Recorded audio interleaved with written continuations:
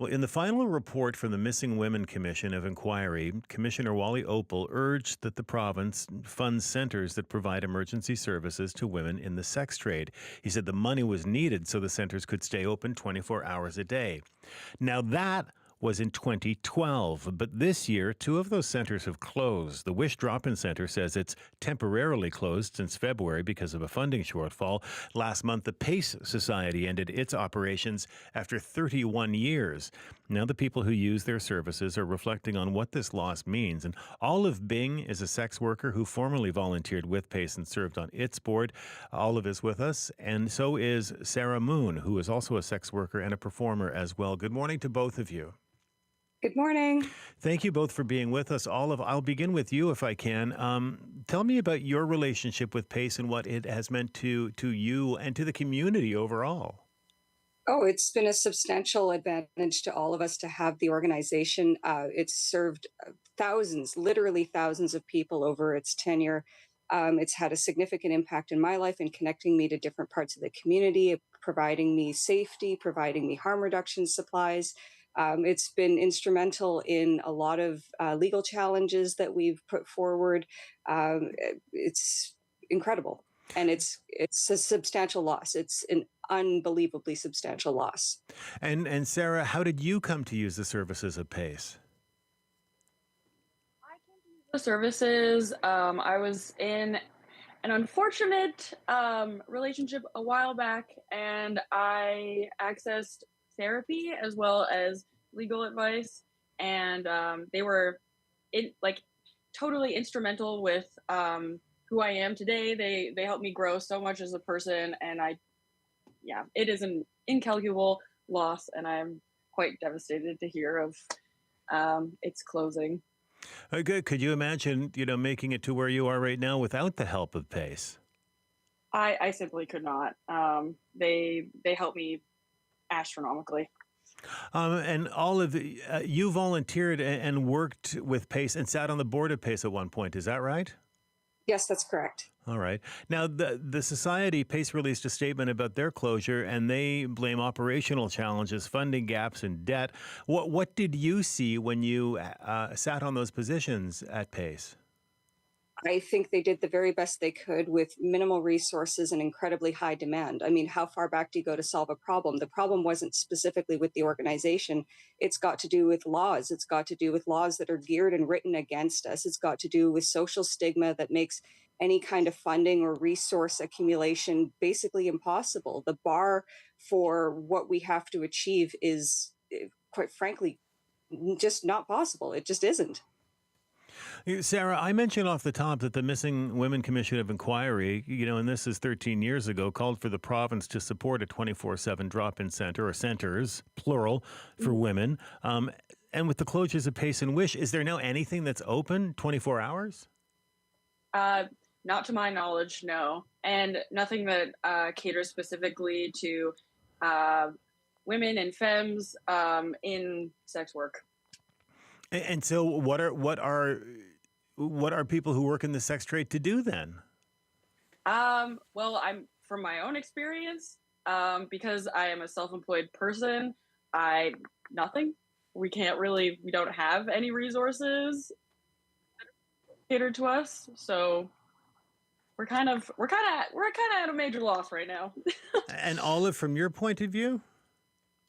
We're going to do the best we can, the best that we've always done, that regardless of whether we have external support, we're going to just organize. We're going to do the grassroots work. We're going to do the day-to-day. It doesn't matter if we have a building to work out of. It doesn't matter if we have funding. The work will still get done because the need is still there. The need is so great that regardless of whatever we have helping us or not helping us in this case, we're just going to do it. It's not going to be great. It's not going to be, substantial, but every little bit will count, and they're not going to stop fighting. We're not going to stop fighting. As a community, we're not going to stop taking care of ourselves just because we've now been deprived of this resource, but it will be immensely more difficult. Sarah, you're nodding in agreement there, but how difficult is this to do without like a physical space?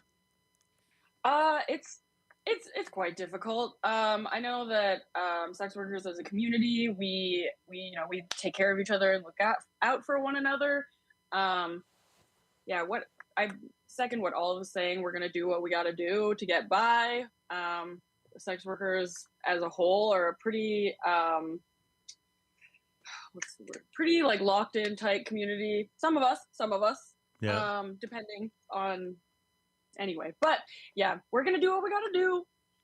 Yeah, you know, the those recommendations that were made by Wally Opal just seem to be so clear, and you know the value of funding organizations like Pace and Wish seems to be also so clear. The benefits seem to be so clear. Olive, why do you think it's always, you know, sex workers that are left so vulnerable and in such precarious positions?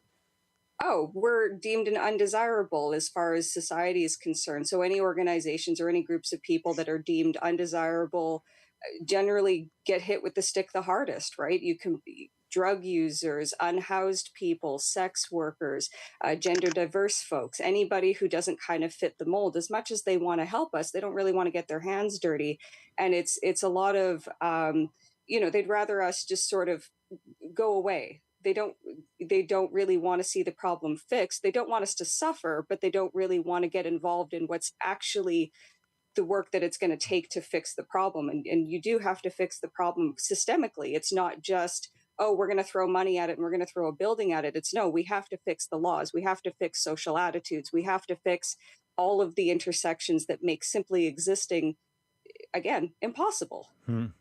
Sarah, there will be people listening to this conversation this morning who have probably never heard a sex worker talk, who've never heard the voice of somebody who works in the sex trade. To those I bet people, they have. They just don't know it. well, perhaps, but to Yeah. those people, I mean, to anyone who's never, say, knowingly heard a sex trade worker talk before, Sarah, what would you like them to know?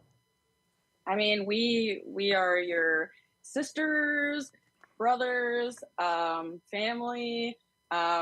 We could be serving you coffee in the morning. You could walk by us on the street. We're people just like everybody else, who go to work, do what they got to do to put food on the table, feed their kids. We're just people. We just like look really cute when we're working, you know. And all, and all for you?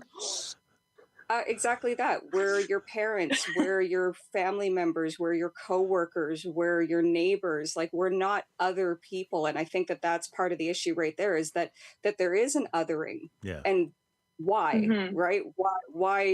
Why? Because of one choice that I make, because of the job that I have, that suddenly I'm different than my neighbor. I still pay bills. I still hate how expensive rent is. I still drive in traffic. Like there's no difference, but as long as there's a perceived difference, then people will treat us differently. And the Hmm. resources that we have access to will be diminished because somehow we're not worthy of it, or that we have to hit a much higher bar in order to be worthy of those resources. Um, this last question to both of you, Sarah, do you think things are going to get better? I mean, slowly, like society as a whole is more open to the idea of including sex workers. Society, not necessarily government and spaces like that, Yeah. but society as a whole, it's like slowly coming around, but we're still running into these roadblocks, such as pace closing Hmm. and the government, establishing new laws that prevent us from doing our job safely, etc. So, society, yeah, slowly. Governments, not so much. Olive, do you see those societal attitudes changing as well and government being behind? Uh, yeah, I mean, we're definitely better than we were 20 years ago. We're definitely better than we were 50 years ago. But as it stands right now, it's a death sentence. There are people who are legitimately Hmm. going to die because they don't have these resources, that they don't have this access, that they don't have these things anymore, Hmm. right? It's whether we want to say it or not, is we're condemning a whole bunch of people to suffer and to die because we just don't like them. And it's simply not fair, and it's simply not appropriate, not in today's society.